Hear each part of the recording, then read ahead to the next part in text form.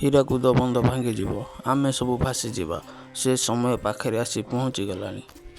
ମାଳିକାର ସବୁ କଥା ଯେମିତି ଗୋଟି ଗୋଟି କରି ସତ ହେଉଛି, ଠିକ୍ ସେମିତି ଏଇ କଥାଟି ସତ ହେବ। ଏ କଥାଟା ମୁଁ କହୁନି, ମାଳିକା କହୁଛି। କାରଣ ମାଳିକା କହିଥିଲା ମହାମାରୀ ଆସିବ, ଦୁର୍ଘଟଣା ହେବ। ଯେମିତି ମହାମାରୀ ଆସିଥିଲା corona virus, Bahanaga train accident, ସେମିତି ଶ୍ରାବଣ ମାସରେ ବର୍ଷା ହେବ ନାହିଁ, ଖରା ହେବ, ବାତ୍ୟା ହେବ, ଭୂମିକମ୍ପ ହେବ। ତେବେ ମାଳିକା କଥାକୁ ନେଇ ସମସ୍ତ ଲୋକମାନେ ଟୁପୁର ଟାପୁର ହେଉଛନ୍ତି।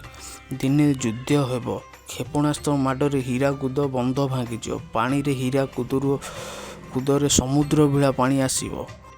ଆମେମାନେ କେହି ଆଉ ବଞ୍ଚିପାରିବା ନାହିଁ।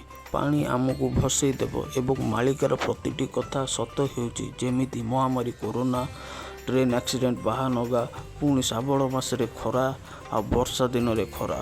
ଏମିତି ଗୋଟିଏ ନମୁନା ମାଳିକାର ଗୋଟେ କଥା କହିଛି। 22 ପାହାଚେ ମୀନ ଖେଳିବ, ବରୁଣ ରତ୍ନ ସିଂହାସନ ଛୁଇଁବ। କ'ଣ ଏଇଟା ସତ ହୋଇବ? 22 ପାହାଚେ ମୀନ ଖେଳିବ, ବରୁଣ ମାନେ ସମୁଦ୍ର, ସମୁଦ୍ର କ'ଣ ରତ୍ନ ସିଂହାସନ ଯାଇକି ଛୁଇଁବ? ଏହା କ'ଣ ସତ୍ୟ ହେବ? ଠିକ୍ ସେମିତି ହାଡ଼ିଦାସ ଭୋଇ ଲେଖିଛନ୍ତି, ଏମିତି କଟକ ଠାରୁ ପାରାଦୀପ ପାଣିରେ ବୁଡ଼ିବ। 12 ହାତ ଖଣ୍ଡା ଧରି ମହାପ୍ରଭୁ ଆସିବେ, ଚଣ୍ଡୀ ଚାମୁଣ୍ଡାଣୀ ଆସି ରାତିରେ ଡାକିବେ।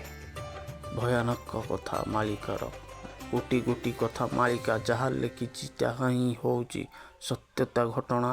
ହାଡ଼ିଦାସ ଭୋଇ ଲେଖିଛନ୍ତି।